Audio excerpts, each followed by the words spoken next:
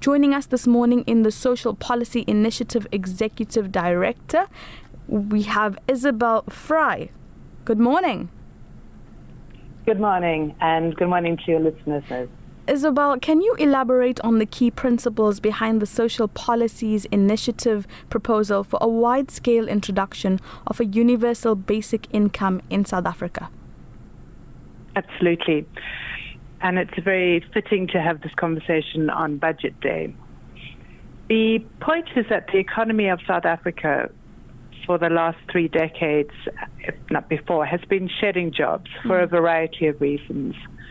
The point about commodities being reduced as part of our economy, and so mining shedding jobs, agriculture becoming mechanized, but also as we opened up with democracy, our borders also opened up to goods. So a lot of the goods such as clothing, textiles, we started importing. Mm-hmm.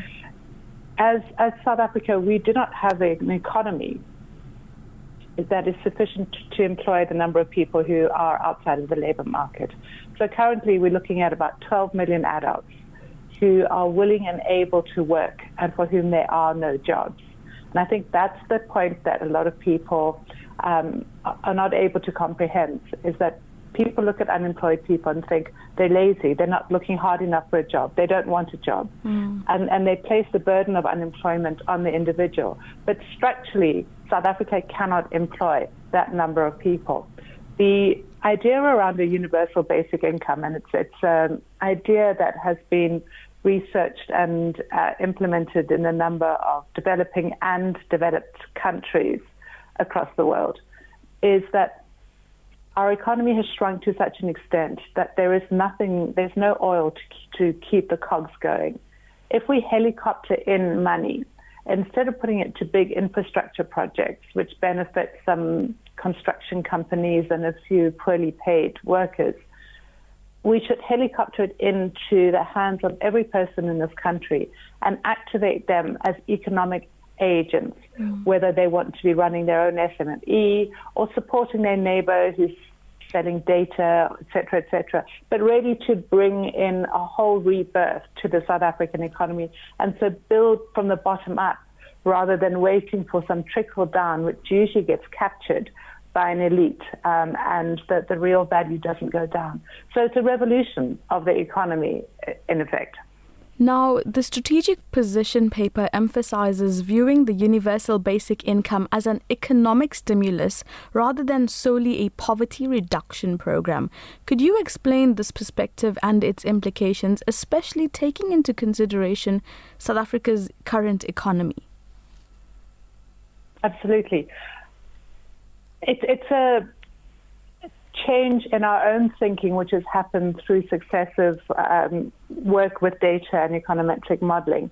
That initially we saw this as a social security grant for the unemployed, essentially. Currently you've got grants for children, old age pensioners, and people living with disabilities. But for ideological reasons, there is no support for working age people in South Africa, despite the right in the Constitution. And we were looking at this time and again, and we were trying to use existing money and say, how can we broaden this? How can we make a small pot feed more people? And it suddenly became clear when we were looking at economies such as China, India even, and Brazil, that economies that are growing are the ones that are directing money into the economy, not taking it out. So we're not proposing that we fund this through taxation. We're saying new money should come in, and we propose a number of ways, and we get to that, about how that happens. So it needs to be seen on the scale of an economic stimulus, such as a war effort, such as the COVID approach, which many countries did. In South Africa was really small in our stimulus.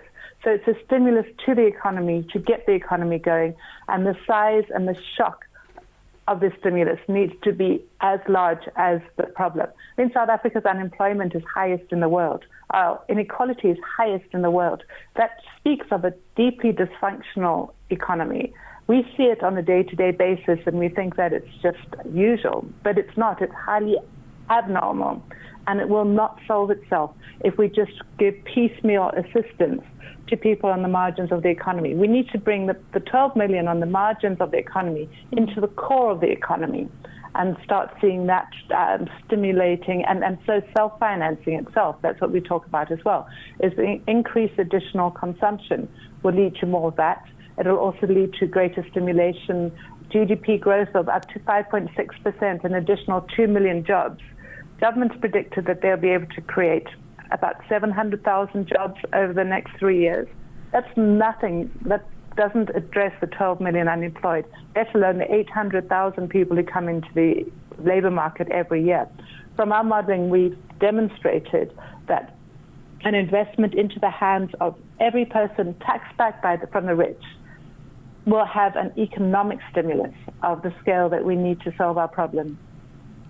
So the paper has suggested that a decent UBI benefit of 1,500 rands per month could self-fund itself by 96%. How will this be possible? That's a very good question. It leads on from what I was saying previously. Mm-hmm. Exactly the point that it has to be large enough to have a beneficial multiplier effect. The multiplier is the return on each rand that the state spends on social security. So because people will be buying more, there'll be additional VAT. Because people are buying more, there'll be the need for production. So factories will start working. Currently, factories are underproducing by 20%. And according to Stats SA surveys, factory owners say it's because there's no demand. So we're not functioning fully. There'll be more demand, there'll be more production, there'll be more jobs. So you'll have more factories will be paying greater corporate tax, more jobs will lead to greater income tax. And so the beneficial aspect will be the multiplier which starts self-funding. In addition to that, there are current funds that have been allocated for various grants, such as the child support grant. But if children are getting the basic income, then that will also feed into the pot of the multipliers. So in effect, it's an incredibly positive cycle, whereas we've been seeing negative cycles in the economy. What strategies does the Social Policy Initiative propose for funding this universal basic income? But we're taking in light the current economic landscape and our public finances at the moment. What we're saying, which is unlike a number of other organizations that are also calling for a UBI, is we don't want to see this funded through tax. Right. Because we're in an economic recession, people need to be using their money to spend. And taxing takes money out of the hands of taxpayers, essentially. So that reduces their economic activity. We've identified a number of large funds in South Africa where funds are lying idle.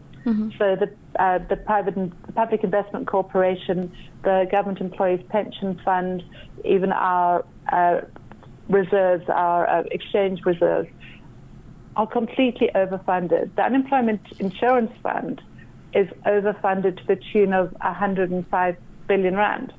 So we have surpluses that are not being utilized. We're saying if we use those to pay for the initial investment to get the rollout of the UBI, then the self-financing kicks in. And so it becomes that cycle. So we do need, as you say, we do need an initial investment in. But we've identified where those funds can come from, leaving only 4%, which would need to be funded from the fiscus. Now, the SPI's vision for 2035 aims for full employment with a less than 5% unemployment rate.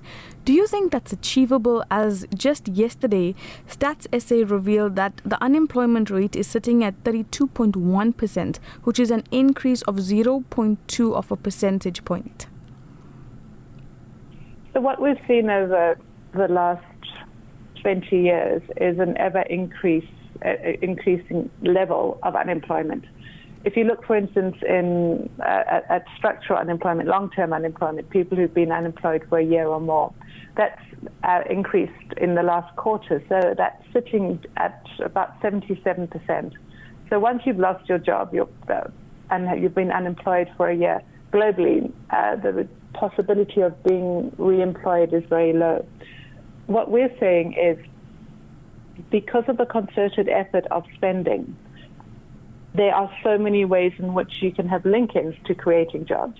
So we do say in the paper that we need to see an employment stimulus that follows the UBI, that we need to see concerted government industrial actions looking at what gets imported from where, what we can produce. And then there are a number of micro policies that need to come in as well. For instance, looking at cheaper electricity for small producers, data costs. We need to look at that environment that creates an ability for people to start small businesses, because that's where jobs are created, at small businesses. We're not going to see large firms suddenly opening their doors and employing thousands more workers. But what are the conditions that are conducive to people starting jobs? And once everybody has sufficient cash in their pockets to be able to support these, it becomes feasible.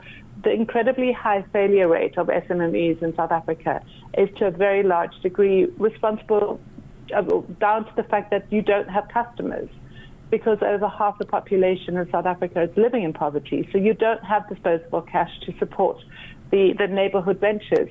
This is the way that we see that changing, and we're enabling that growth to happen in those areas that have the highest levels of unemployment, so townships, rural economies. But it's about inverting that expectation that someone's going to be able to create 12 million jobs. And if you look at the goals in the National Development Plan, for instance, the problem is that no lead department is responsible for creating jobs, because it doesn't really exist except on paper. That was Social Policy Initiative Executive Director Isobel Frye talking to us about universal basic income and their plan to try and kickstart a new growth path and curb unemployment in South Africa. Thank you for joining us on TBR. Thanks so much, Nazmeera.